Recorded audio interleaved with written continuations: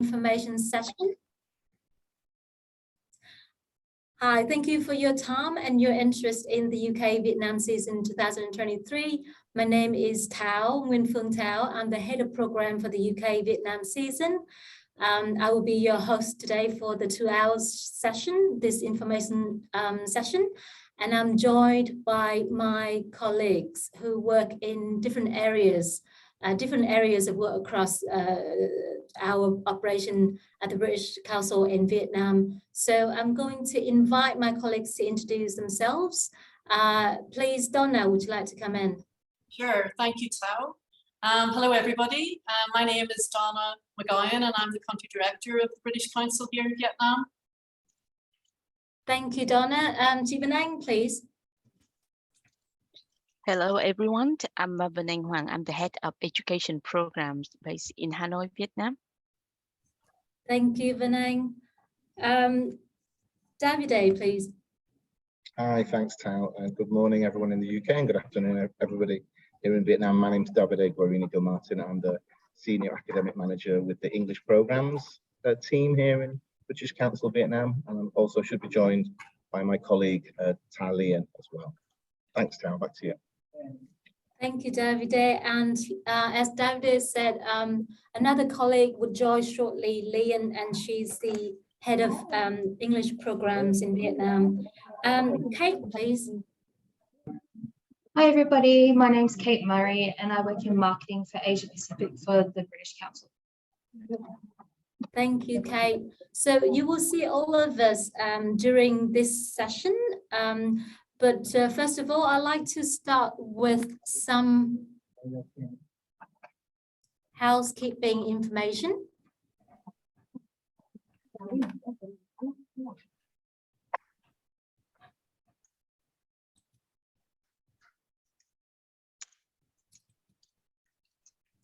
So this session will last for around 2 hours, and there will be a presentation from us for about 30 minutes. You will hear an introduction into our UK Vietnam season and an overview of the grants in this program. And then after the presentation, there will be time for questions and answers. The session, as you might have noticed, has been recorded. So it is recorded and will be shared on the British Council channels after this session. If you're not speaking to the group, please mute yourself, turn your mic off, or if you forget to do so, someone from our team will do that. During the presentation, if you have any questions, please put it in the chat box and we will address the questions during the Q&A.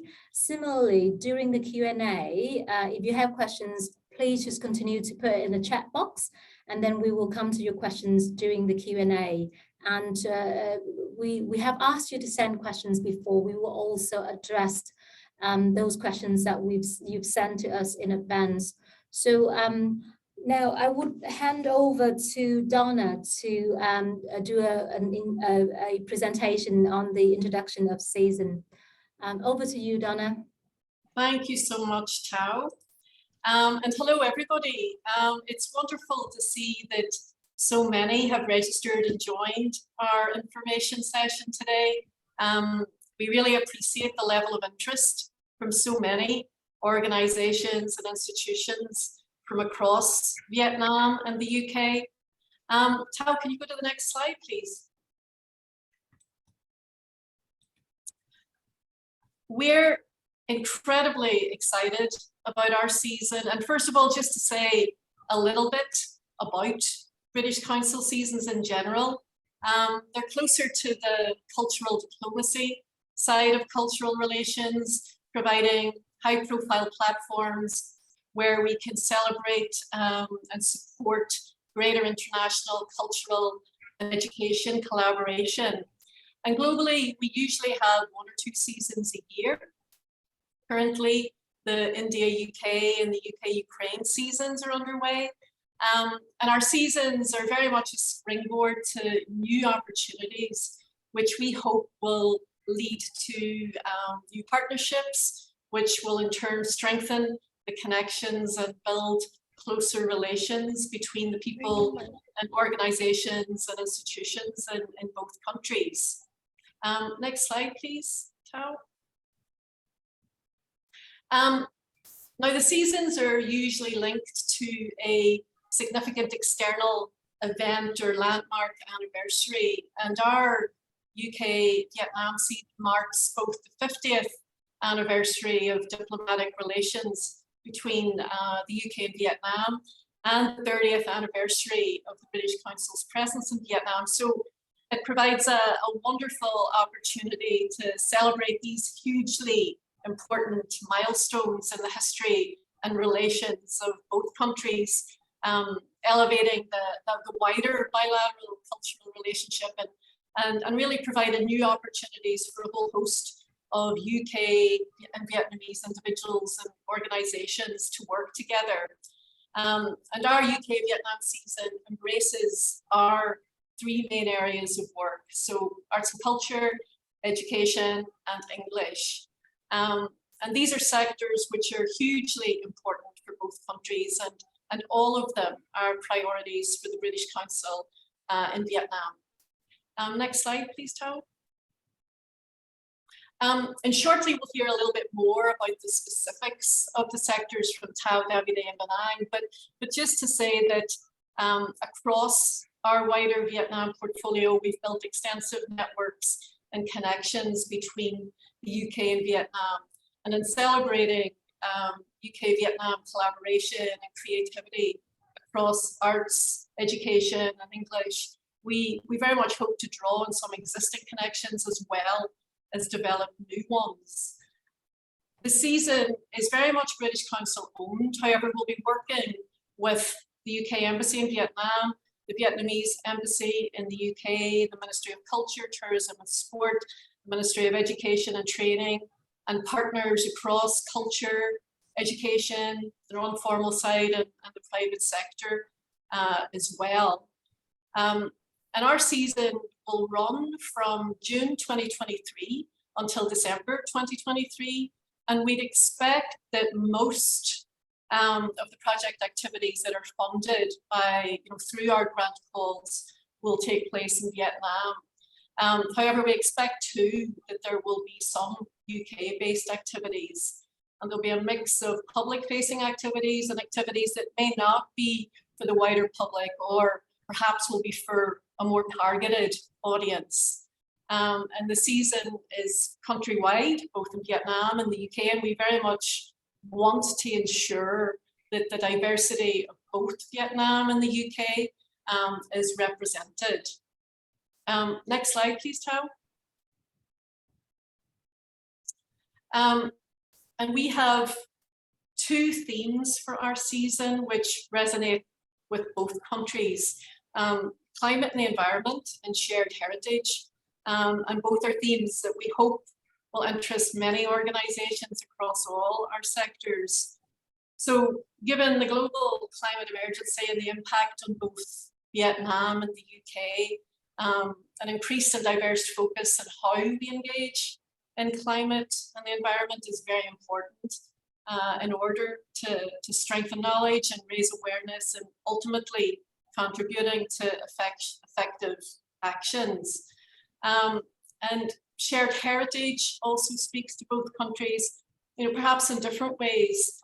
The UK and Vietnam are different culturally, historically, traditionally, but across these differences, whether through tangible or intangible cultural heritage, there can be opportunities of common understanding and learning, creating contemporary dialogues and new narratives. And we certainly don't wish to prescribe how applicants should respond in terms of the content of their projects, but we see that these themes are both broad enough and significant enough for submissions from partners across all our sectors. We're not at all assuming that applicants from education and English sectors will focus on climate and the environment, and those from arts and culture, creative industries will all focus on shared heritage. As with many themes, it's about how you choose to interpret them. And we'd also welcome cross-sector projects. It's also important to be mindful that innovation, as well as equality, diversity, and inclusion, are cross-cutting themes and should be incorporated into every response. And I do want to stress that it's important for us to attract organisations from the UK who may not have worked with us before in Vietnam, or organisations in Vietnam who haven't previously partnered with the UK, as it is to build on existing or previous projects or relationships with organisations. The British Council has been brokering relationships and nurturing very many UK-Vietnam partnerships across the arts, creative industries, and education and English for almost 30 years here in Vietnam. And our UK-Vietnam season is about supporting collaboration and cooperation for the future, which very much helps mutual understanding, trust, and shared prosperity. So I very much hope that this session and the follow-up enhanced FAQs will help provide the necessary clarification and answer all of your questions. And we're really looking forward to receiving your submissions and to working with many of you during our UK-Vietnam season. So at this point, I'll hand back to Tao. Thank you.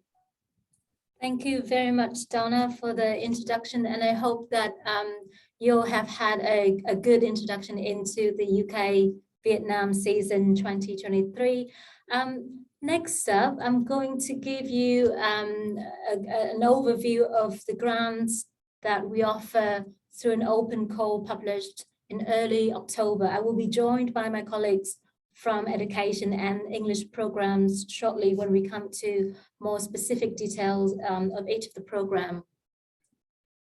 So important information about the grants is the timeline. We have 3 types of grants that we are offering. The first one is the UK to Vietnam Scoping Grants, and this is within the arts and creative industries.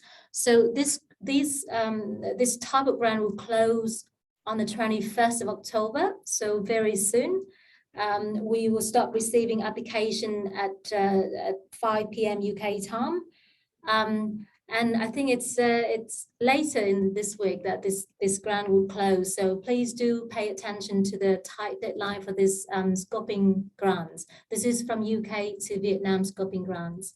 The second type of grants that we are offering is the UK Vietnam Collaboration Grants, the first round. And this is across the arts and creative industries, English and education. Closing date for this round is 13th November. And the grant amount is up to £20,000. The third type of grant that we're offering is the UK Vietnam Collaboration Grants again, but this is round 2. Information about this grant will be launched on the 14th of December. So please follow our different communication channels to find out more information about this round 2. This round will close on the 3rd of February, and the grant amount is up to £50,000. So these are important information about timeline and the deadlines and the amount of the grants that's being offered as part of the UK Vietnam season program. I'm going to go a little bit into more details for the types of grants within the arts and creative industries, and my colleagues from education and English programs will go through details within education and English programs. So for the first type of grants, the UK to Vietnam scoping grants, the amount is £2,500. This is to support all of the costs related to travel for members of UK organizations in the arts and creative industries to visit Vietnam, to meet with their potential or existing partners in Vietnam, to exchange ideas, to do research, to meet with people, to see venues, to talk ideas for proposals. And we expect the scoping visit to be taken with a view to making applications to the UK Vietnam Collaboration Grants Route 2. And if you remember, Route 2 will open in December. And please do note that if you are awarded the UK to Vietnam scoping grant, you're not eligible to apply for the Round 1 grant, which has the closing date on 13th of November. So if you're awarded with the scoping grants, please do not apply for Round 1, but save to supposedly you will need to prepare for your proposals and applications to apply. We encourage you to apply in Round 2. Information of Round 2 will be published in December. The deadline for applications of Round 2 will be the 3rd of February. However, if you are encouraged to apply for Round 2 if you're awarded with the scoping grants, but it doesn't mean that doesn't imply that your application will be successful for Round 2. Please do note that there are different online application form, and the deadline for this grant is 21st of October, very, very soon. Successful applicants will be notified by the 4th of November. So very shortly after that, you'll be notified if your application is successful. And the scoping visits should be made to Vietnam between November 2022 and February 23. So that's the detailed information about the scoping grants. The UK to Vietnam Collaboration Grant for Arts and Creative Industries. Now, this is part of the Round 1 of the UK Vietnam Collaboration Grant. This is specifically for the arts and creative industries. We have two grant size. The one is up to £10,000 and the other one is up to 20,000 pounds. The applications will close on 13th of November in 2022. The purpose of this grant is to support the UK Vietnam creative collaboration presented during the season period. We welcome all art projects from all art forms. So anything with themes relevant to the creative economy, projects in with festivals and arts in the public realm, any cross-disciplinary projects, project combining the arts, science, technology, education, English language are all encouraged. All art forms will be eligible, and all applications with different art forms will be considered. So we just name a few here: architecture, design, fashion. We include crafts in design, fashion. Creative technology we encourage, and this includes games, apps, and immersive, augmented, and virtual reality, film, literature, publishing, music, visual arts, theatre, dance, circus, cultural heritage. They're all encouraged to apply for the grants. And we expect that the delivery period is between December this year and December 2023.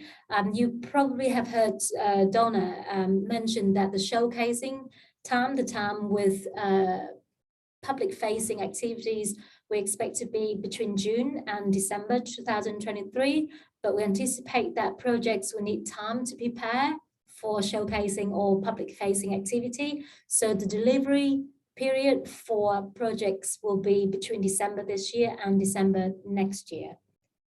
So that's information about the UK to Vietnam Collaboration Grants for the arts and creative industries. Next is information about the collaboration grants for English language or English programs. Davide, over to you. Thanks very much, Tao. And good afternoon, good morning, everybody again.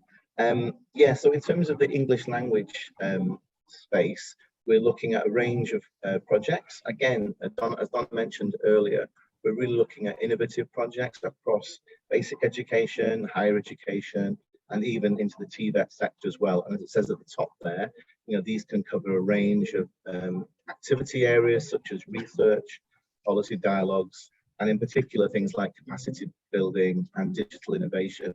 And rather than talking through the list, again, hopefully we'll have lots of questions. I've already seen some questions coming in the Q&A that hopefully we can address in the rest of the session.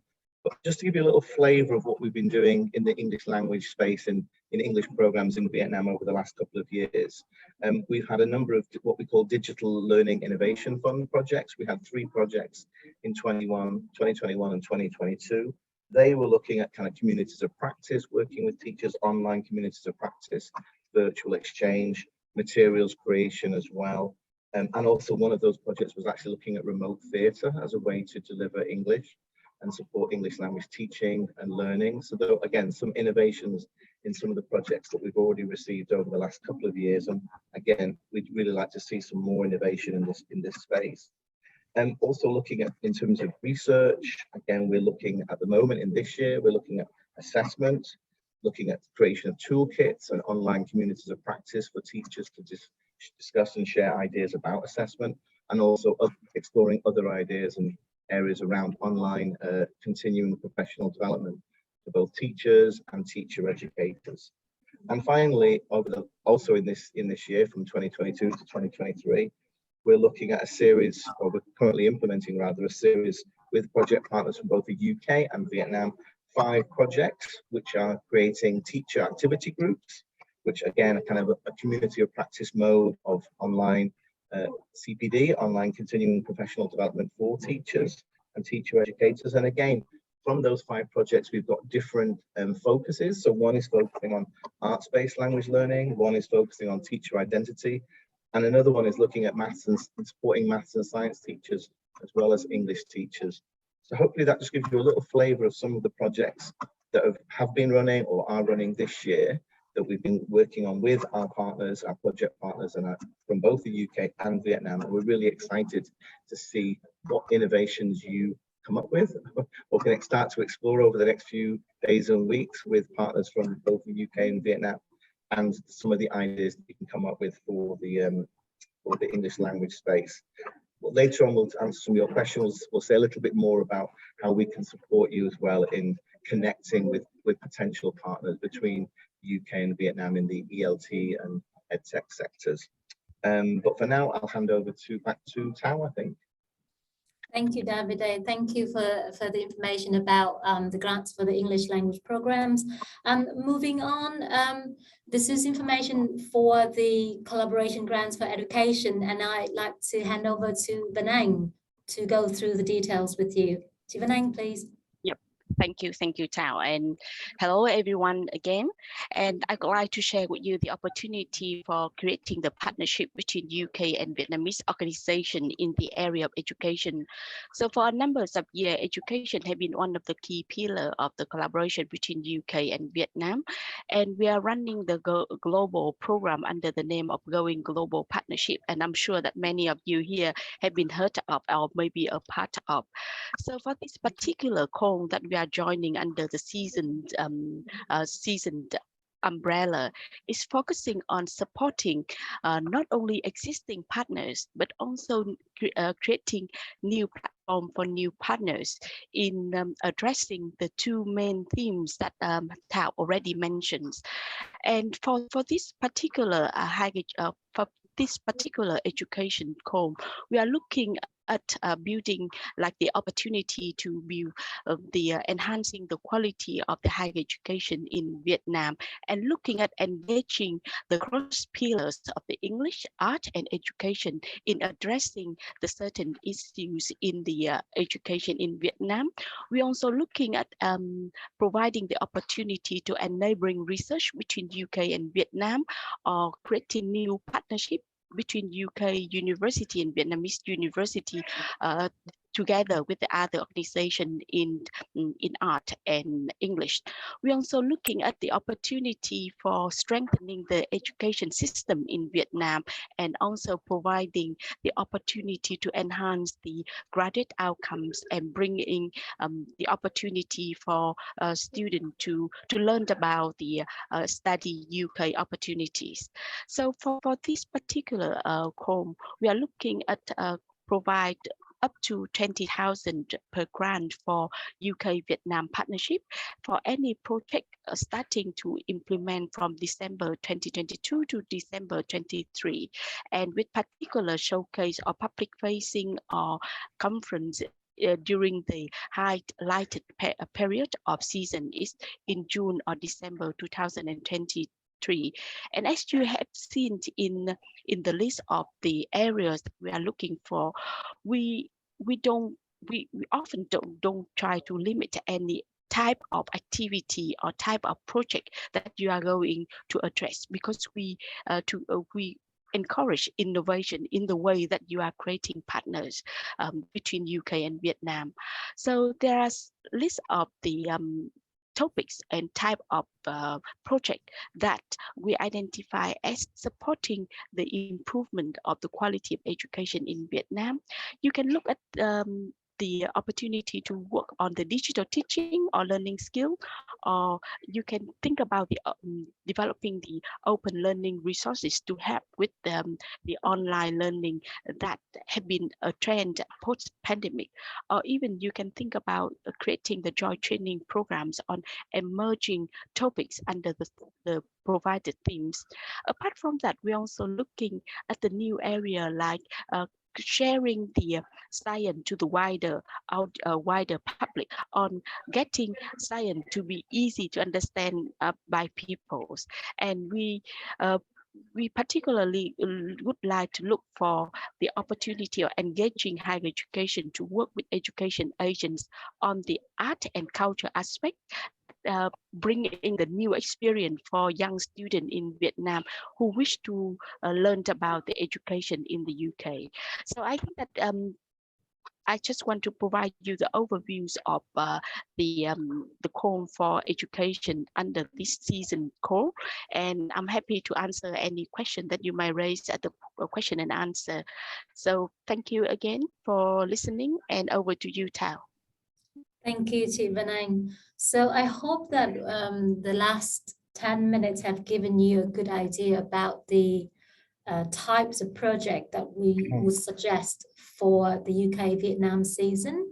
However, as Davide, Vân Anh and myself have expressed, we're looking for innovation and we're looking for creativity. So we suggested some of the project types to help you imagine, what kind of area of work that can be included as part of season, but it essentially is up to you and your innovation and creativity. So please do keep that in mind. So we have a few more minutes before we move on to the Q&A session. I'd like to go through quickly some important information of the open call, partnerships and projects. So who can apply? You will find this information very clearly on the open call. We're looking for project proposals that are collaboratively developed and delivered by at least one UK-based organization and at least one organization based in Vietnam. So the grants are open to all the arts and cultural organizations, and as well as higher education and research organizations, including the English language teaching and educational tech providers and education agents. So, so these are the organizations that can apply for the project. Now, if you are not registered as an organization in the UK, you need to register organization. In Vietnam, we do understand that the environment or the context for registering as an organization is complicated. We would consider applications from non-formal organizations from Vietnam, provided that you have a good track record in organizing projects or programs at similar scales to what we're looking for. I'm not going to go through the type of projects because we have done that over the last 10 minutes or so. So I hope you have a good idea of the type of project that we're looking for. But you can also go back to the open call to find out more written details about the type of projects that we are looking for. Assessment, this is a very important part.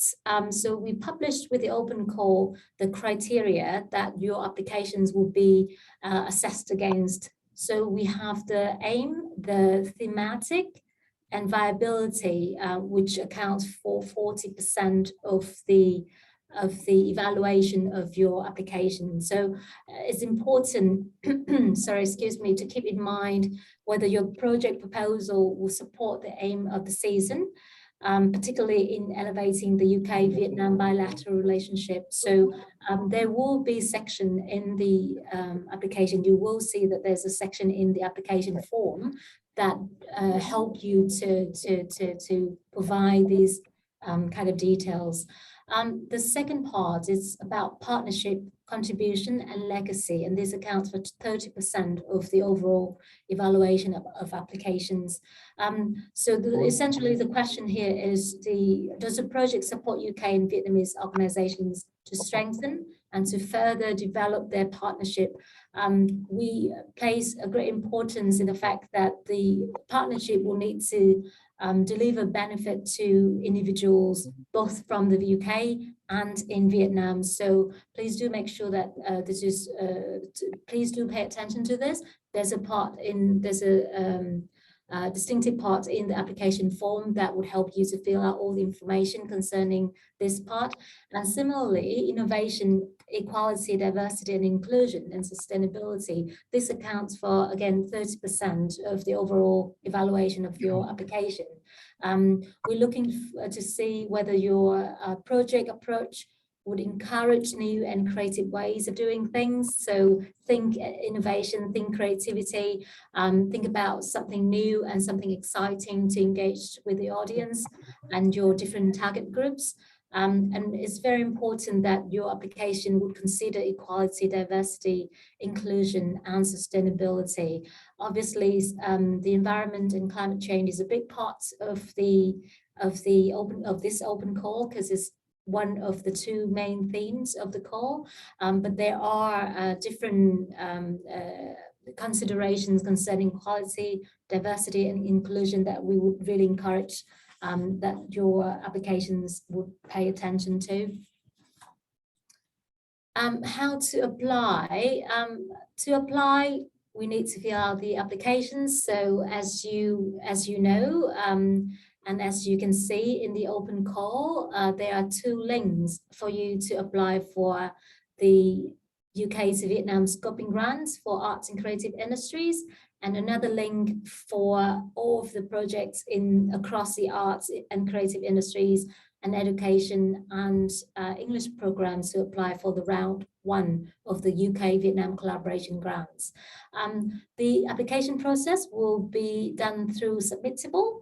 If you are not familiar with Submittable, please do get yourself familiarized with the platform. It's a very straightforward, easy platform. So I hope that it will really help you to input all of the details for the proposal. Parts of the proposal, you will need to provide the budgets, the breakdown budget detail for your project, and we like to see if the budget is really feasible and reasonable. And that will be included as part of the Submittable platform. And then after you've submitted the proposal and together with the budget, then the assessment process will kickstart.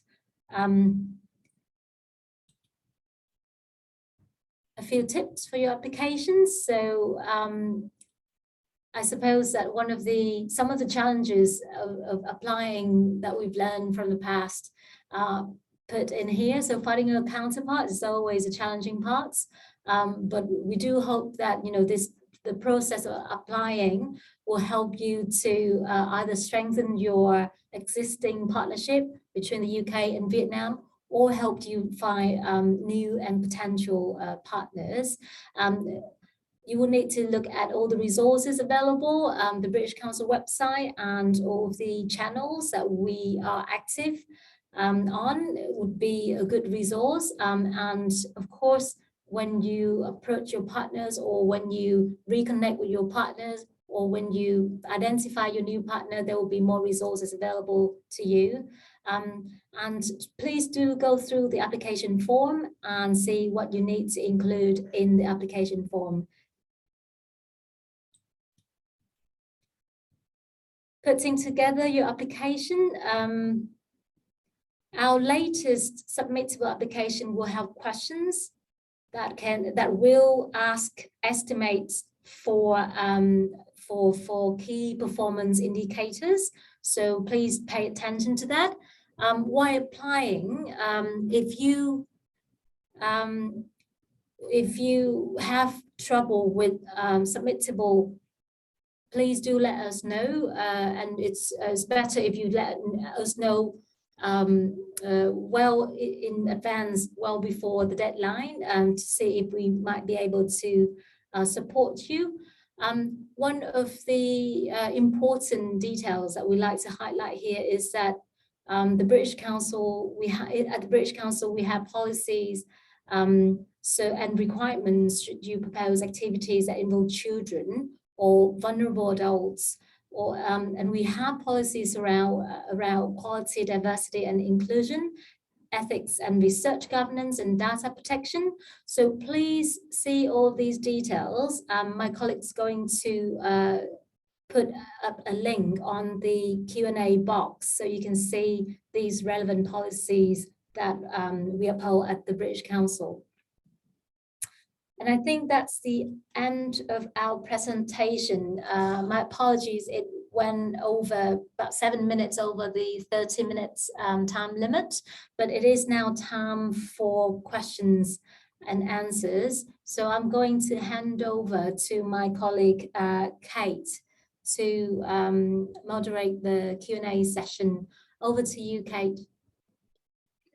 Hi, everybody. And just a reminder to put your questions in the Q&A panel box. And another reminder that this session is being recorded, and we will be putting it up on our website and out on our channels as well. So if you have a question now, please put it in the Q&A box, not in the chat box. But we're just going to kick off with some really general questions. So Tao and I are going to run through these quickly, just to recap what we've just heard. But so Tao, how do we apply for grants and what needs to be included in an application?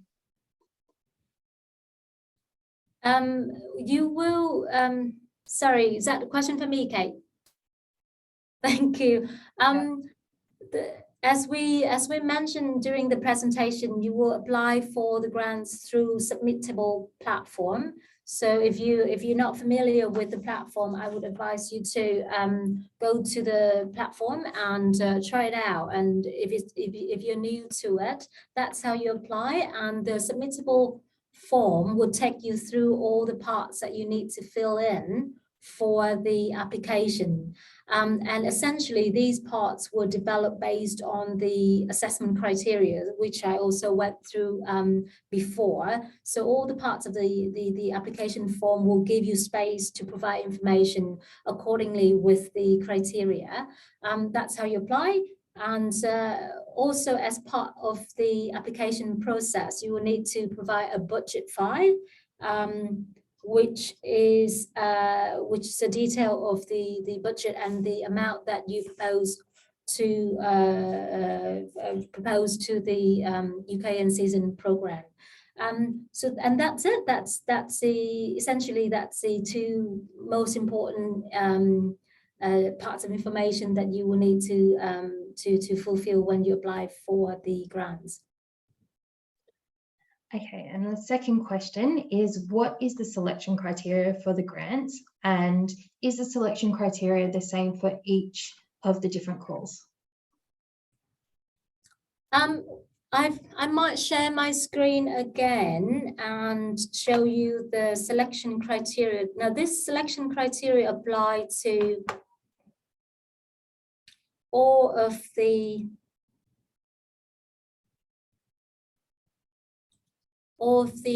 UK Vietnam Collaboration Grant.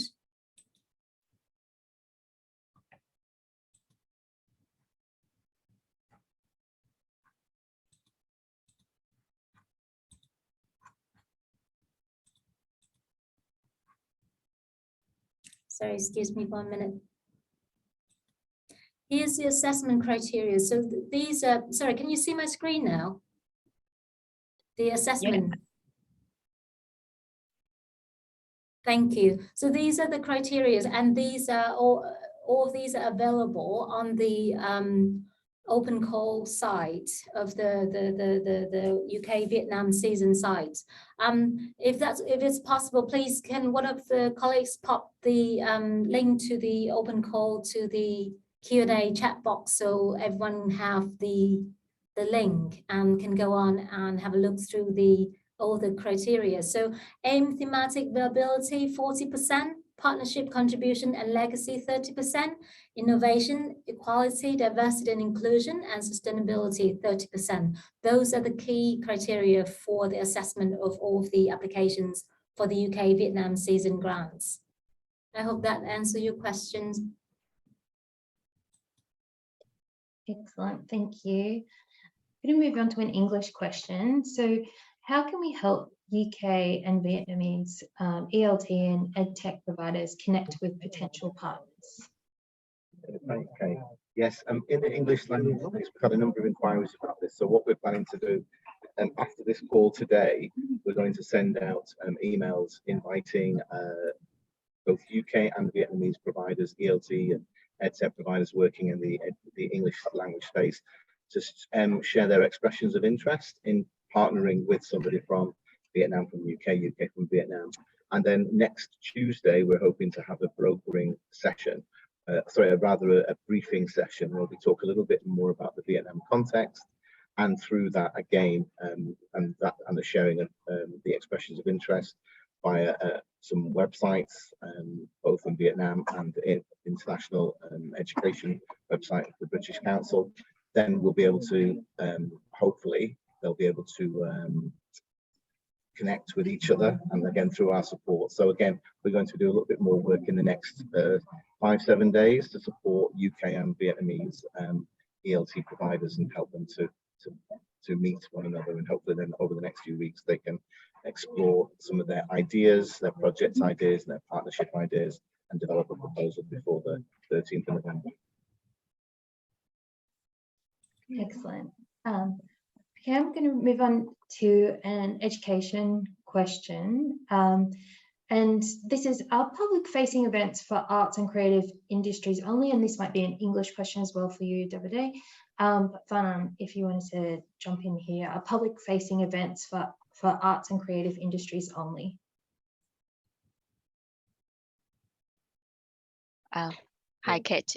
So let me share firstly about education. So the public-facing event also apply for education, and as you might have seen that in the type of the activity, we are looking for like opportunity of the UK university to provide the capacity building for education agents in the student-facing activity. So that might be include an art activity and cultural activity that relating to the very specific aspect of the UK culture, and that provide like the ground understanding for young people in Vietnam about UK culture, about UK people, and inspire their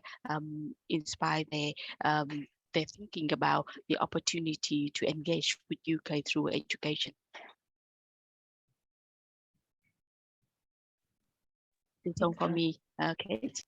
Excellent. And Davide, did you have anything to add to that? So public-facing events in the English stream? Yeah, can you hear me? I believe there may be some problem with my sound. Is that okay? Yeah. Yeah, again, I think it's a really good question. Again, as Tao outlined before, we've got this the December period with most of the public-facing activities happening in the latter part of the year, from June to December. So again, thinking about some of our existing projects, again, many of those were kind of with the participants themselves, with teachers or teacher educators working together. But then towards the end of their projects, there have been opportunities that we have in the past. I shared in the chat a link to some of the webinars and activities that we've done in the past that was housed on our YouTube playlist, that hopefully people can access to get a few ideas about some of the events or public-facing activities that they could come up with. And again, looking at some of our existing teacher activity group projects, again, some of them are planning kind of public-facing events later on in the year, sort of about February, March time of 2023 at the end of their project. So again, there's, I think, hopefully plenty of opportunities for projects to be innovative, to be creative, not only in the work that they do with through the projects themselves, but also how we think about anything that could be more public-facing towards the end of the project period or through the project period as well. Hi, Kate, can I add in? Excellent. Go Go ahead. Hello. Okay, Go ahead. thanks. Okay.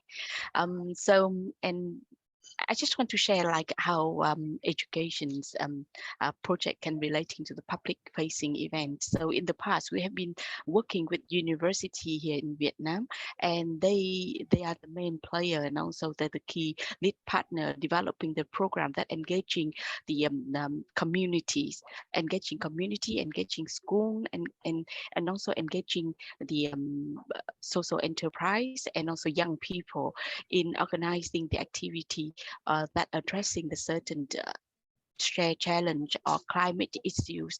And this type of activity also include the public facing. So by saying so, we just emphasize on the innovation and creativity in the way that you design and engage different organization and cross pillar in the way that you develop your project.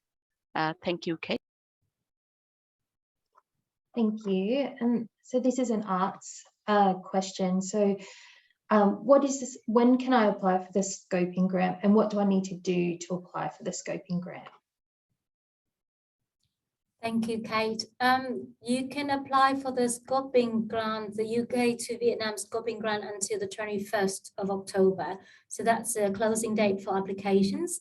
What you will need to do is click on the link for application on the open call page on the British Council website, and then we will take you through the application process. So you fill out the application form, and we will receive your application form, and then we will assess your application form.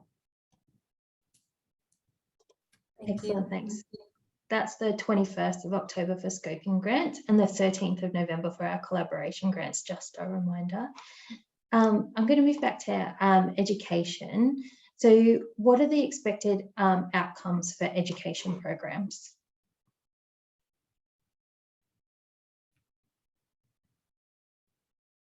Sorry, we can't hear you, Vinay. You're I'm on mute. Often that happened when you are doing the online event. So thank you for the questions. And as I mentioned early in the early in the sections, that for education we are looking at building the stronger and more inclusive and global connected education system that support the development of the economic and society. So for the outcome, we are looking for enhancing the quality of education in Vietnam through teaching, learning, research, and innovation, as well as knowledge exchange. So any type of project that looking for exchange experience, sharing insights, or creating the connection between UK and Vietnam, providing the capacity building and developing the partnership and networking between UK and Vietnam that help to strengthen the performance of Vietnam higher education sector and promoting the mobility and exchange of student and academic. This is type of the outcome that we are looking for of the education project application. Thank you, Kate. excellent, thank you. I'm going to move on to an English question. Can we have a Vietnamese and a UK partner and also include an advisor from another country where we've completed another project? Thanks, Kate. Yeah, that's a really interesting question. I think we obviously we're looking primarily for UK Vietnamese partnerships, so that would have to be the main focus. But if there was somebody had some expertise in a related field from another country, you know, maybe we could consider that, but it would have to be I presume a very, very small part of the overall proposal, with the focus primarily on the UK Vietnamese partners as the lead partners in the planning and the implementation of the project itself. Excellent, thank you. And just a reminder, if you have questions, just to put them in the Q&A box, and we'll focus on them here. So another arts question, if we apply for round 1 and receive the funding, can we also apply for round 2? I think so, yes. Thank you for the question. I think so. If you apply for the scoping grant, UK to Vietnam scoping grants, and you offer that grant, then you are not encouraged, well, you're not eligible for round one, but you apply for round one and you get the round one, and you could put together an excellent proposal for round two, you are allowed to apply for round two as well. And may I just add that round two or round one, any project ideas that combine arts, education, English program elements are encouraged to apply as well, just to put it out there for everyone to pay attention to, because project across 3 different areas happened before, and we've seen some excellent results from these projects. So we would really encourage different UK and Vietnam organizations to consider that as an option as well. Thank you, Kate. Thank you. So this ties into this question. So it's focused on creative industries and education. So can we collaborate with 2 different organizations and to get a grant for culture and education? So can you apply for two grants in a round? I give it a go first, and then Chị Vân Anh, if you would like to add anything, please jump in. Yes, you can. The requirement of the grant is that you have 1 lead organization, which is a UK-based organization, and 1 lead organization, which is a organization in Vietnam. Now, it's entirely fine if you're considering combining arts, creative industries, and education, and one of you is an education organization and one of you is an arts organization. That's absolutely fine. And if your project exploring both areas of work, like I said before, fantastic. We really welcome project that cross between different sectors as such. Chị Vân Anh, anything else you'd like to add? Thank you, Thảo. I just want to remind once again that who are eligible to apply. So normally that we are looking for the project proposal that will be collaboratively developed and delivered by 1 UK-based organization and 1 Vietnamese organization. And for education, we have a list of the additional eligibility for education that lists out who are eligible to be the lead organization in the UK and in Vietnam. For example, in the UK, we are looking for the organization with awarding powers, and for being the lead applicants. And for Vietnam, it should be the higher education providers and not-for-profit research institute. So as a lead partner, there's a certain requirements that you need to follow. But for the associate partner, it can expand to TVET, I mean that further education, art organizations, and other form of organizations or artists that you think that this should be a cross-pillar applications. So please do check out the grant documents, and we also include a list of eligibility for education. Thank you. Thank you. Thank you. Just a reminder that the open call document with all the information that we're running through tonight is available on the website. It has links to what we were just talking to, so the education requirements. So please go through and check and read through the requirements. I'm going to go around to each. I'm going to start with English, but it's a general question. But what kind of projects, events are you looking for, and what will make an application stand out? So we'll start with English, then education, then arts. Thanks, Kate. I think the key word is, I think we've all mentioned it through the session so far, is innovation. And again, so either innovation in, for example, in the English sector, what could you do as an innovative project to really drive forward English language teaching and learning, working through teachers, working through teacher educators, working through a digital space, working through communities of practice. There are so many options. Again, I've shared the link to some of the work we've done over the last 2 years and are continuing to do at the moment.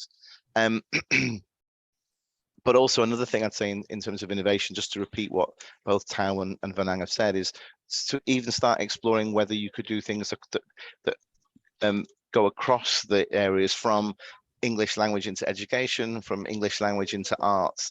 Again, I gave a few examples before of some of our projects this year. For example, a community of practice working with teachers who are also using arts as a tool and arts as a resource to support English language teachers in their professional development. And another project that we had from last year was using remote theatre, digital English theatre, to develop teachers' capacity and to develop learners' capacity as well. So those are just a couple of examples, existing and previous examples, but again, there's so many opportunities, I think, for further innovation. That's what I think, that's really what this call is about. It's about encouraging, exploring those new areas of innovation, both within our sectors, but also looking perhaps outside of our kind of sectors to see what opportunities arise, working with different partners with perhaps new perspectives.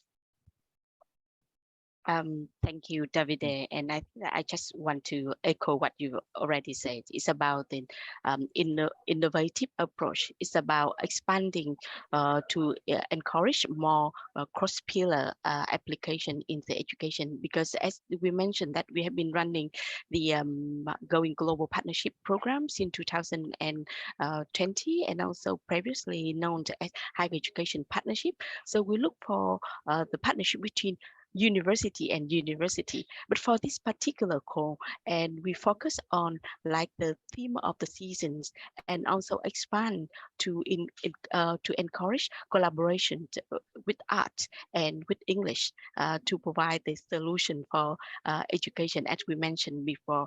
So any type of project, as we list out, it can be like teaching and learning, it can be workshop, it can be researcher link development for early career researcher, it can be university industry link. So anything that you think of that can help addressing the key themes of the core, and also addressing the key selection criteria, that's the tip that you need to prepare for your application. Thank you. Thanks, Davide and Vinay. I would just like to add that apart from the lists that we have given as the open call on our website, I just wanted to give you some ideas on events and projects that we think quite innovative and creative, particularly during the COVID time. We've seen artist residency online and offline hybrid mode. We've seen digital showcasing. We've seen a lot of collaboration working between the Vietnam and the UK in hybrid modes, and people have been very, very smart and very creative about how we collaborate and how we work together across borders when travel is not possible, when travel becomes possible, and the rush of going around and thinking about our footprint and so on. We've seen music concert, we've seen live scoring, we've seen a fantastic documentary film being made.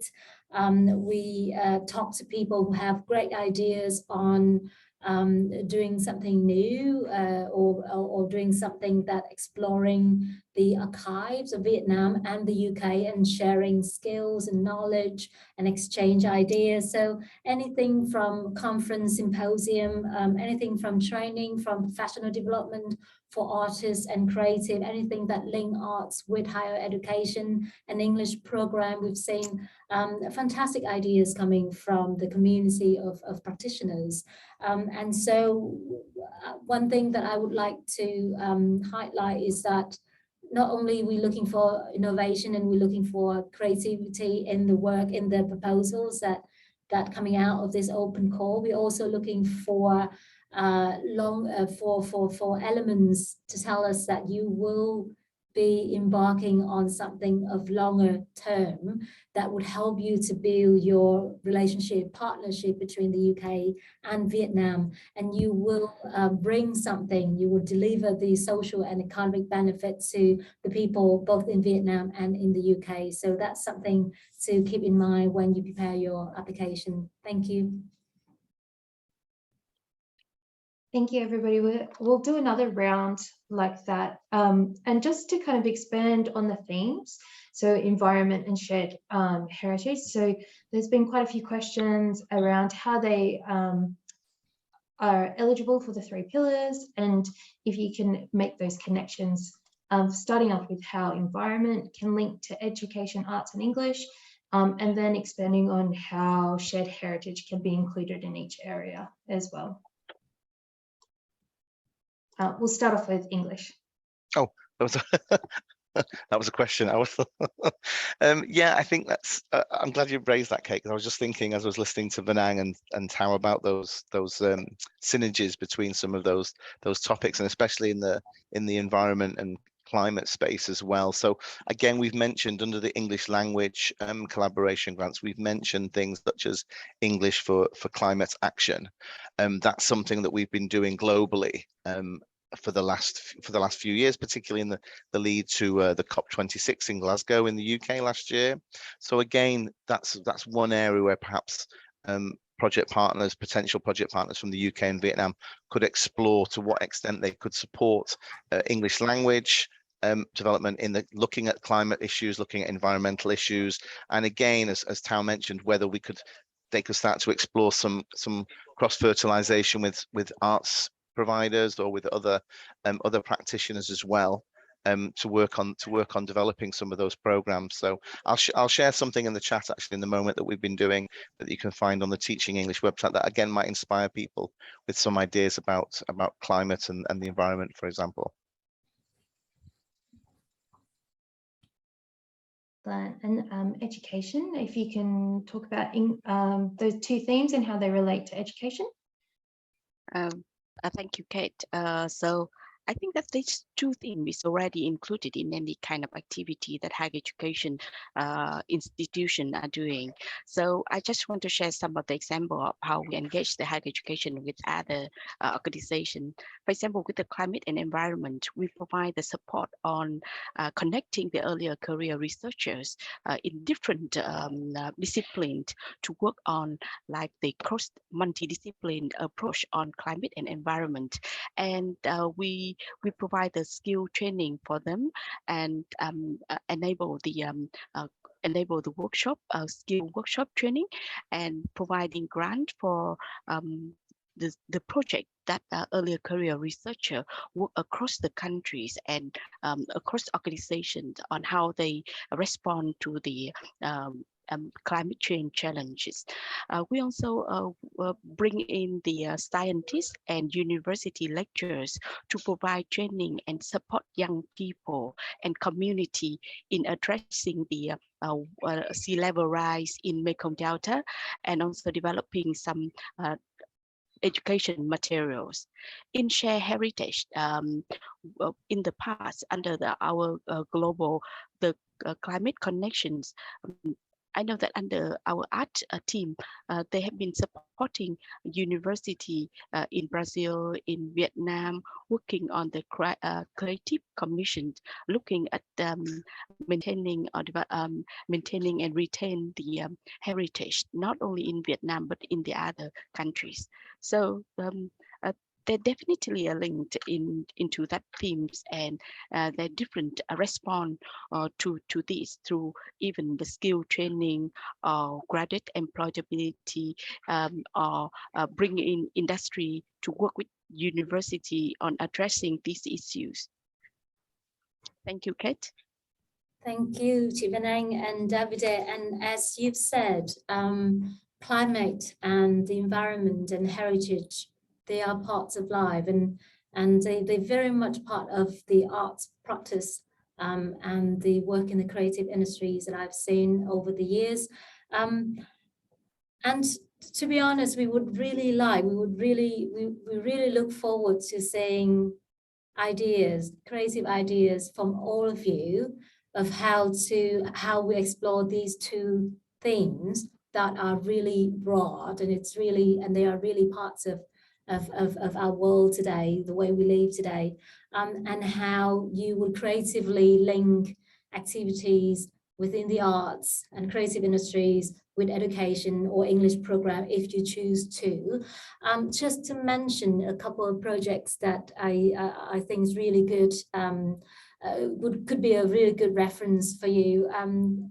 The British Council has been implementing this project called Cultural Heritage for Inclusive Growth. So if you type that in, Cultural Heritage for Inclusive Growth, British Council, a lot of different links will come up and give you some ideas of how we work with cultural heritage and integrating environmental issues and considerations into these projects. So I will put some link onto the chat in a bit for you.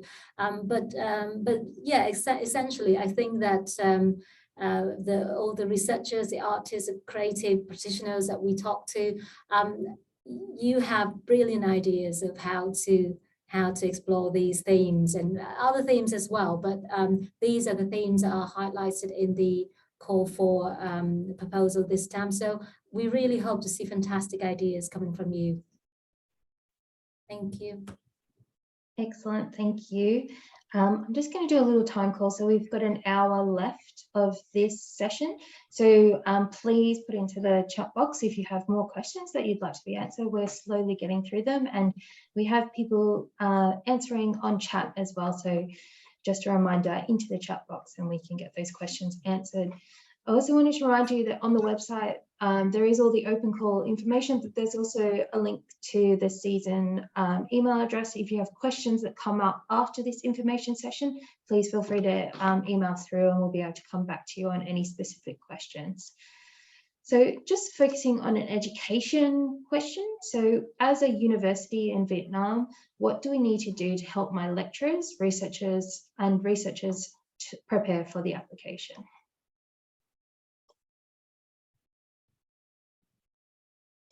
Vanna. Can you repeat the question once again? What do I need to do to help my lecturers and researchers prepare for the application as a university in Vietnam? Okay, thank you. So I think that from the grant call, we already state out very clearly this is the joint application between UK and Viet Nam organization.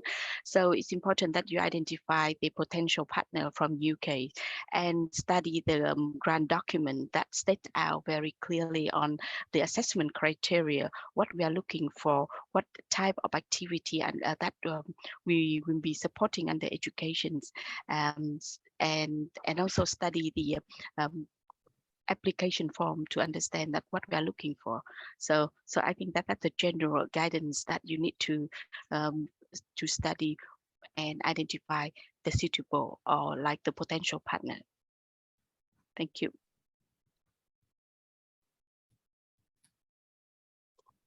Excellent, thank you. And this is a very specific arts question as well. So can I ask if an exhibition of law and governance heritage can be considered for an application? Although not a creative industry, it can be part of sharing cultural heritage, more of a socio-political thing. Thank you, Kate, and thanks for the question. And I look forward to seeing your application in this theme that you just mentioned, and how you would articulate the project following this in the application to make it stand out and to make it a good project for season. I suppose that my answer is quite general, but it fits in with the themes of season, shared heritage, but we will need to see more work putting into the application to see how this project will take shape. So from a short description of the project, I think it fits within the theme, but I can't say whether the application will be a great project for the selection of the season open call. But please expand it and put in an application. Thank you, Kate. Excellent, thank you. So this could fall under any of the pillars. So one of our potential collaborations is based on the climate change theme, is planned to be delivered online with participants based in both Vietnam and the UK. The aim is that nobody has to travel anywhere to save time, and we can use the money saved from not traveling for the main activities. Would it be possible to get this kind of project funded? Tao, we might go to you first. Thank you, Kate. If I could hear, it's quite a long question. If I hear correctly, someone was asking about, during COVID travel and COVID restriction and travel was not possible, so they did the project online or on digital platform, and that helped to save time and money, if that's possible. Yeah. Oh, super, that's great, thank you. Thanks for your question. I think I've mentioned it before. We certainly encourage new ideas in how we do things we do in arts and English and education, so definitely. However, Season of Culture is one of the fantastic opportunity. We showcase the collaboration and the partnership between the UK and Vietnam. We would encourage you to come up with ideas that we can do that really well, whether you do that entirely online or hybrid, or combining, having physical activities and so on.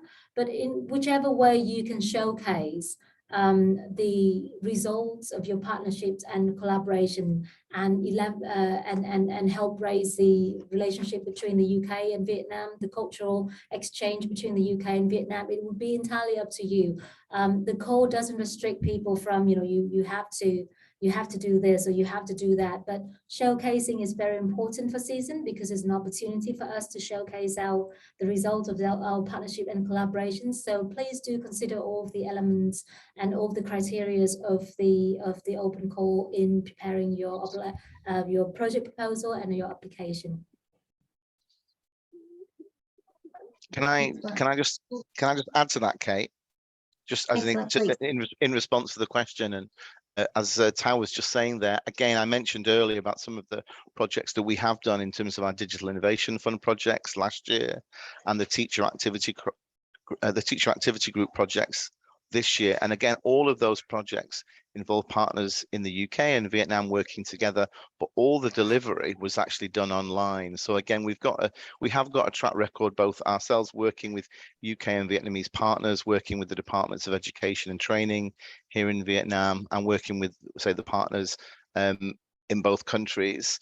And sometimes in third party countries as well, to provide that kind of activity, capacity building, or community events and activities, all through online. But as Tao rightly says as well, now that we're moving kind of into a post-COVID world, whatever that entails, again, looking at more hybrid ways of delivery as well. But again, I like when the question says about not only cutting down on the carbon footprint, but also thinking about focusing those costs or using the budget more for the delivery rather than for things like travel. And again, we've got some examples of that already from the last 2 years during COVID, both in education, in English, and in the arts. Some of the arts work we've been doing over the last 2.5 years as well. So it can be done, and as Tao says, it's all about how you approach it in terms of your creativity and having innovative approaches to delivery. Absolutely. Excellent And answer. no further additional. Wonderful, thank you. Another English question, focused on research and policy dialogue. Are projects supposed to be limited to English education, or can it be broader public policies?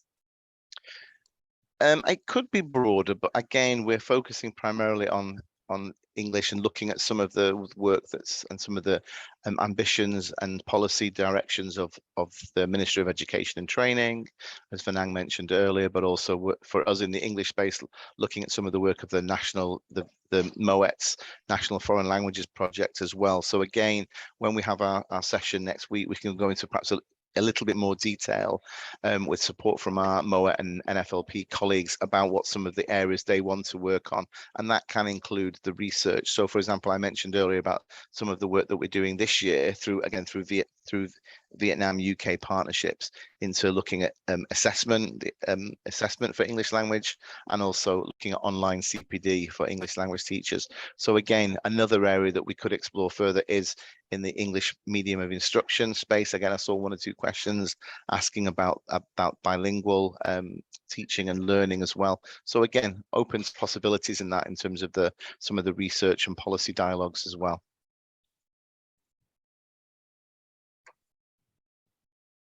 Excellent. And this is more of a general question. to do with applications and the split between UK and Vietnamese partners. Who needs to be the lead applicant? And does there need to be a lead applicant? And does the budget need to be split 50-50 between UK and Vietnam? Tao, I might start with you.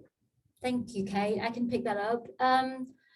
You will decide, if you've looked at the application form, you will decide who's the lead organization. So there's a question in the application form that asks you, if you're from Vietnam, your detail, if you're from the UK, your detail, and specify who's the lead partner. So you will need to make that decision, mostly because if your project is successful, if your application is successful and you selected, the lead partner is usually the one who would go into the grant contract. So that's a logistics side of thing.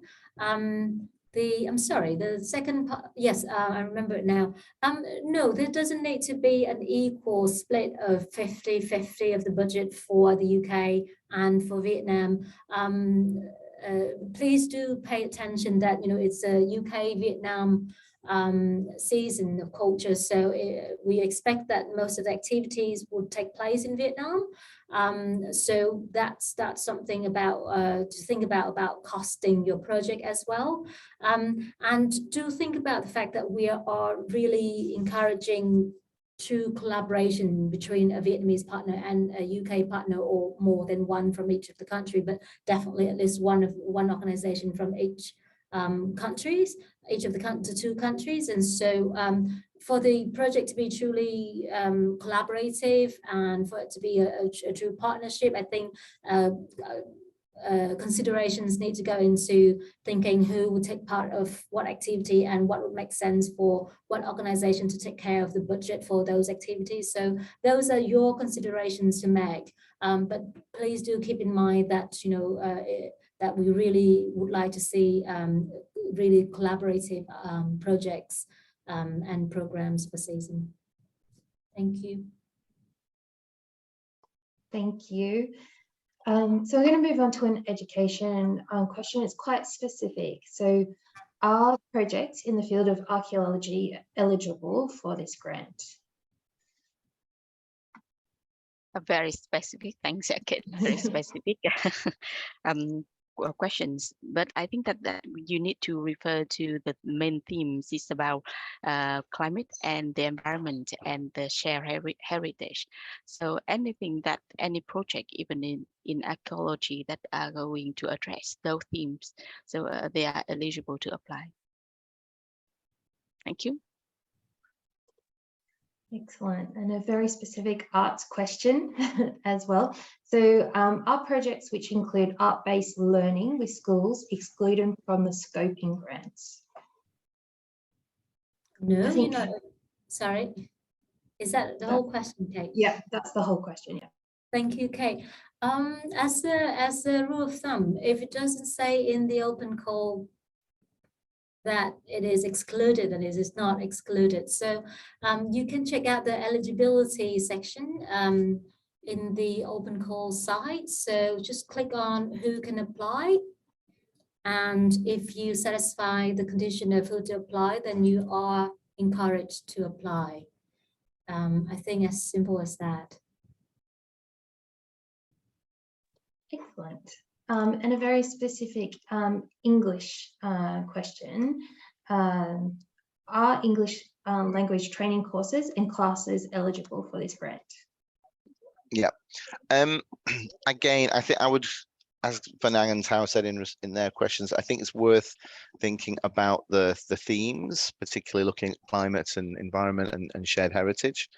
And also looking at the selection criteria, the assessment criteria as well, in terms of the themes themselves, the legacy of those, and also the innovation. So if something was just a straightforward, English language course, unless you can demonstrate some connection with the theme, or some innovative thinking in terms of the approach or the delivery, it might not score so well in terms of the assessment criteria. So it's really bearing those assessment criteria and the themes in mind when putting together a proposal, and that will certainly inform you in how you submit construct your application and submit your application in collaboration with your partner from UK or Vietnam. But also it will inform us in terms of the selection panel and how we decide between competing proposals. So need to think quite a lot about that, I think. Excellent. And this is a general question about how many times can you apply with different partners across the different grants. So how many projects can one company propose? We have many different ideas with different partners. Tao, we might start with you. Sure, thank you, Kate. There's no restriction in the open call. There's no restriction of how many times you can apply with how many different partners, as long as you have at least one organization in the UK and one in Vietnam come together in a partnership to apply.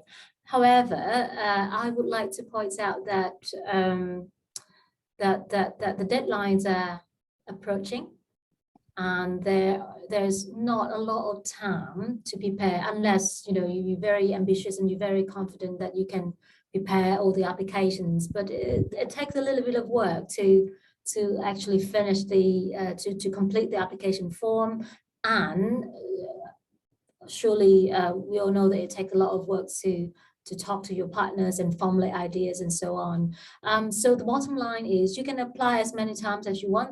There's no restriction on that, but please do consider the amount of time that you have to develop project ideas and how you propose to work with your partners on the project proposal. So that does take time. So please do keep that in mind.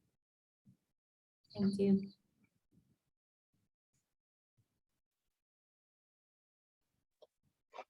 Excellent. And just another time call. So we're running towards the end of the session. We've just got over 40 minutes left. So if there's a particular question that you would like to have answered in this session, please put it in the Q&A box. I'm just going to run through. So this is for English. Can an English language education organization apply with a multidisciplinary, my mouth has stopped working, multidisciplinary project, including AR or gaming, be presented in either the English stream or the Creative Industries grant? So can an English language project that includes AR or gaming, should they apply for an English grant or should they apply for an Arts and Creative Industries grant? Is that for Tao and myself, Kate? Yeah. Yeah, Davide, if you wanted to. Yeah, sure. I mean, I think the short answer would be yes, they could apply. And in terms of which sector, again, as a collectively we'll be assessing all the applications anyway, and looking at the different sectors and which ones cross sectors. Again, we already have an example of an existing project which has some of those elements. That doesn't mean that doesn't preclude anyone from applying, submitting an application or a proposal for a new proposal in that space in terms of augmented reality and virtual reality. But yeah, Tao, I'm not sure what you think in terms of which stream they should apply to for that particular proposal. You will need to remind me again about the idea of the proposal. Can one of you help me? What's the idea that people want to apply for arts or English? So it's a English language program using VR and gaming technology. So it would be a showcase project, and they want to know whether it should be a Creative Industries grant or a English language grant. So it combines the two pillars. It would be up to you, the applicants, to decide what elements is more of a focus, or if it's equally on English side and on arts, creative industry side. I would suggest pick one.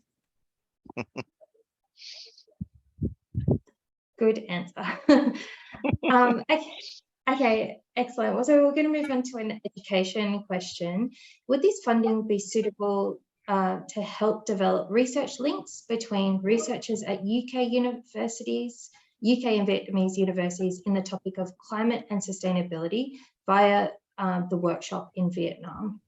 So would this funding be suitable to develop research links between researchers? I think as stated in the type of activity, we support that kind of connections between like researchers into countries on the climate change and environment issue.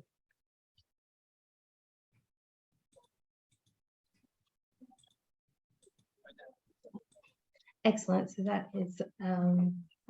Okay, we're running a little bit low on questions. Okay, I'm just when you're looking at more questions, can I just clarify one point that I made before? I have just been reminded by a colleague when somebody asked a question about the lead applicant, and my answer is that in the application form you will be asked to specify who's the lead organization lead applicant and who's not. Now that applies for arts and creative industries. I was answering from the arts and creative industries perspective. For education and English, I think that the requirement is for the UK-based organization to take the lead role. And for education, as Vương Anh mentioned before, we published a list of eligible organizations. So for those of you who are planning to apply in education and English programs, please go through the list that Vương Anh mentioned before and the additional requirement for education and English programs. So just wanted to clarify that. So there's no confusion between the lead organization because it's slightly different for arts and creative industries and for education and English programs. So just that one. Thank you. Thanks, Tal. So these questions come up a few times, and it's can the UK partner can the UK partner have a collaborator based in another country that's not Vietnam? So whether it's based in Europe or based in India, helping with the content or the partnership of the project. Tal, I'll just go to you as it's general. Sure. Thank you, Kate, and thank you for the question. I think that we've discussed a couple of times about that. What we are really looking for in this open call is for the UK and Vietnamese partners to put forward the joint proposals for activities and events to be delivered in Vietnam and or the UK during the season. And to support the two main themes of season, so that the general invitation for application from us for season. So essentially, I think that the applicants will need to make a judgment call whether adding a third element is something that will definitely make your application strong and attractive and fit in with the themes and fit in with the aim of the call, and would help to score you high on all the criteria, assessment criteria. So it is absolutely your call, but please do pay attention to all of the details in the, under the aim and objectives and themes and criteria of this specific open call, because I believe that that would help to make your application strong and attractive. I don't know if Vương Anh and David, if you would like to add anything to that. Thank you, Tal. For education, I just pop in the chat box about the list of eligibility for education, and we're only looking for UK and Viet Nam organizations in this call. Although that British councils, we also promoting the other call that creating the multilateral partnership. But for this particular season call, we're looking for UK and Vietnam partners. Thank you.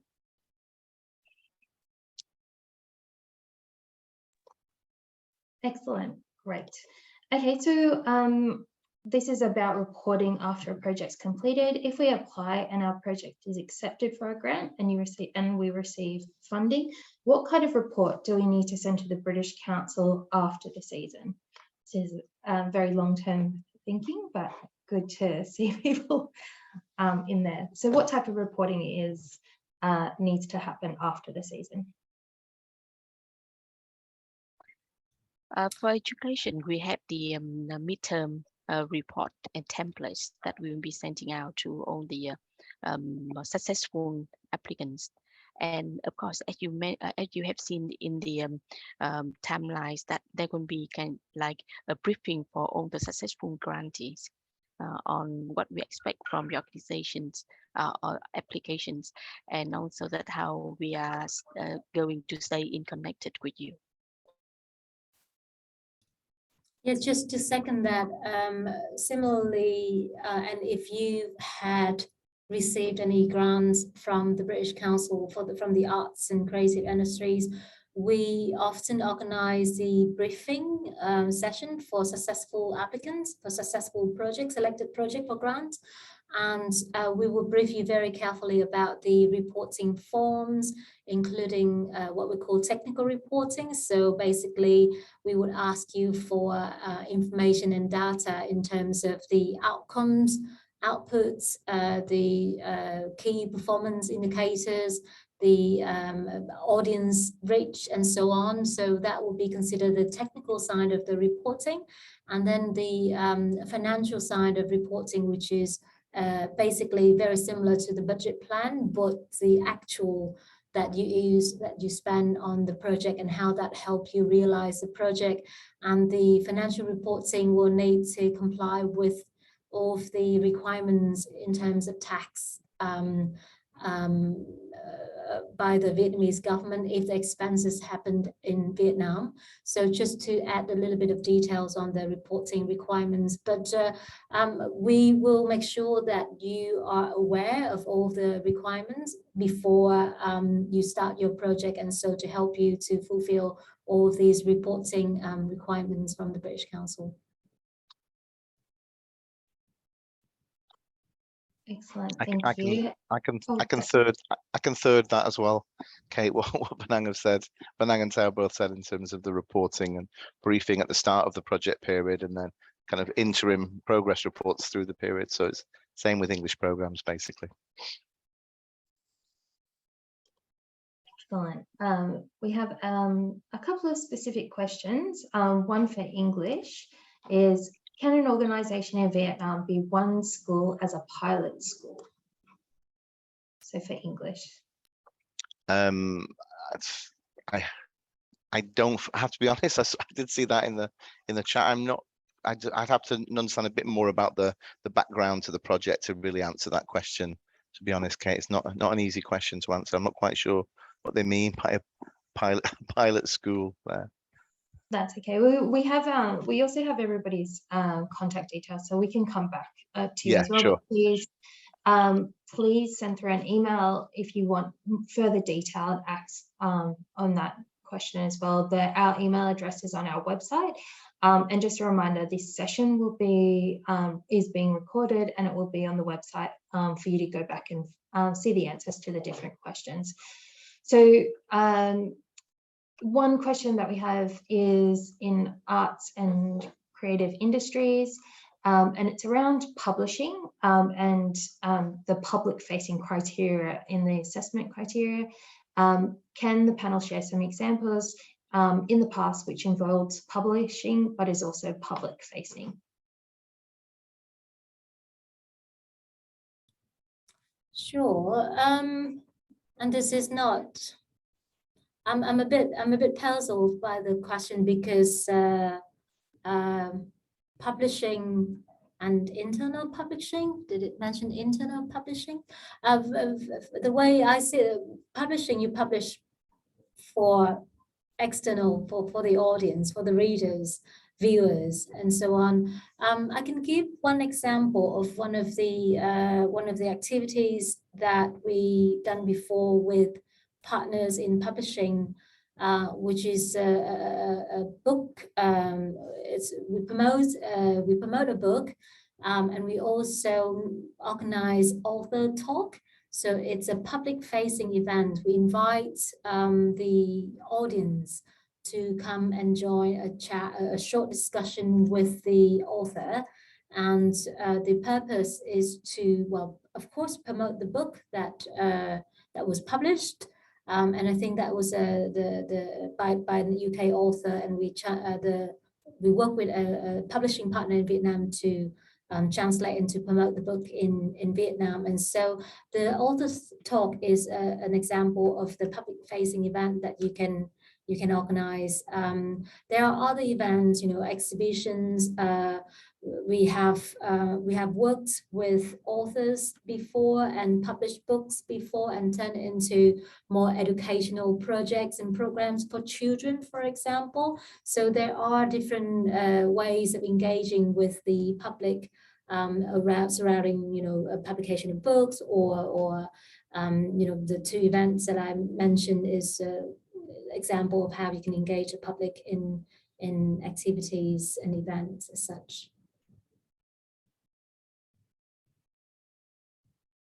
I hope that answered the question. Excellent, thank you. Some good examples in there. Just going back to, this is a very general question, but it has come up. What type of organisation and institutions can apply, and can individuals apply for the collaboration grants? I can pick this up, and for this particular call, please go to the who can apply section in the on the website where the call was published. I think we included the link in there, but colleagues, please put the link repeatedly so it will come up, so people can click and perhaps save the link.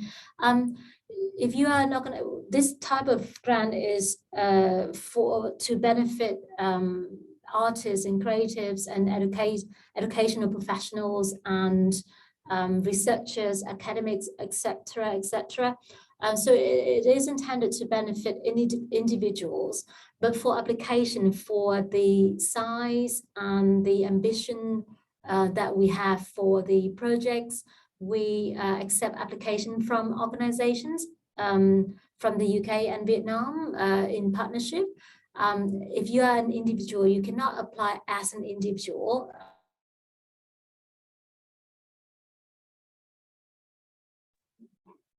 Okay, excellent. Thank you, Tao. So I'm just going to go around to the panel again, and just a refresher for everybody. We've kind of been going through very specific questions, but just a refresher for people. So kind of some tips and tricks or resources that you think people would need for their application. Where would you direct them to get all the information that they need? So if you're looking for particular researchers in different pillars, we might start with education. What type of resources would you be looking for to help your application? Bernard, we'll go to you first. One of the things is that we can have like sharing your need to our network of the researchers and also the higher education institution either in UK and Vietnam to help with the connections. Apart from that, in our British Council also operating the website that where we store all of the background information about different needs of the education either in UK and Vietnam, that applicants can look at this and identify like what you need to provide as the background information for your applicants. Thank you, Kate.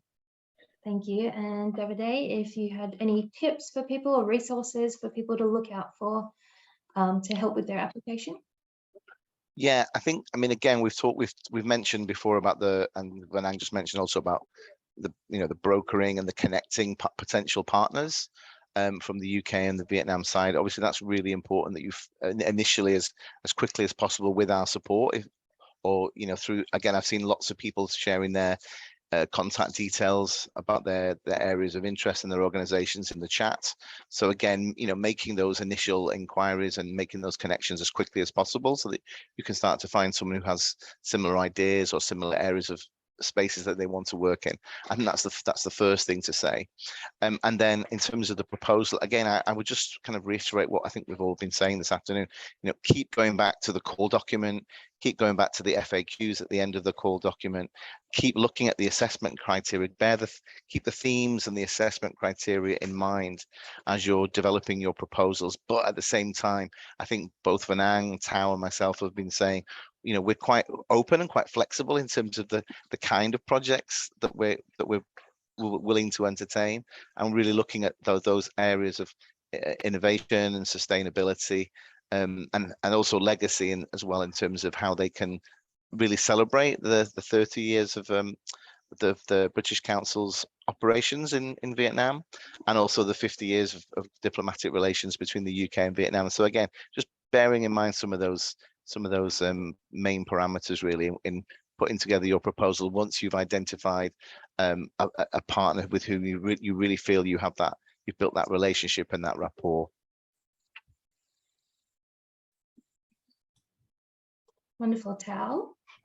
Just to second Davide, really, it was really great to see all of the introduction, about the organization in Vietnam and the UK, and their interest and invitation for collaboration. It's great to see that people are very willing to connect and willing to collaborate with partners in either country. So just to say that it's fantastic to see, and we would really encourage you to actively seek out for new potential partners in Vietnam and in the UK, particularly with the scoping grants, UK to Vietnam scoping grants, that the deadline is at the end of this week.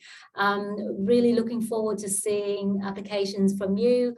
And just to say that the arts team in Vietnam would be playing a role in connecting and brokering relationship between the UK and Vietnam. So really looking forward to seeing your applications and to putting together a great scoping trip from UK to Vietnam in preparation for the round 2 of this grant. So thank you very much.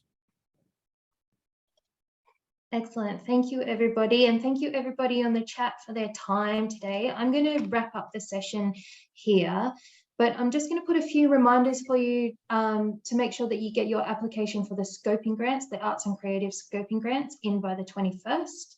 The collaboration grants close on the 13th of November. If you have any questions, please email our season's email address, which is on our website, but I'll read it out here, which is season2023@britishcouncil.org.vn. We'll also be updating our FAQ section on the website, taking into account a lot of the questions that have come up in this session. So if you find that you need certain questions answered, please email them through, but a lot of the questions that we've got through this session will update to make your application process much more simpler. So thank you to all the panelists. We're very excited to see all the applications come in, and we're really excited to have the Vietnam season happening next year. It's a really wonderful opportunity. So thank you, everybody, for your time, and have a lovely rest of your night and day. Thank you. Thank you, Kate. Thank you, everyone. Thank you, Thanks, Kate. Kate. Thanks, everybody. Thank you. Bye. Bye for now.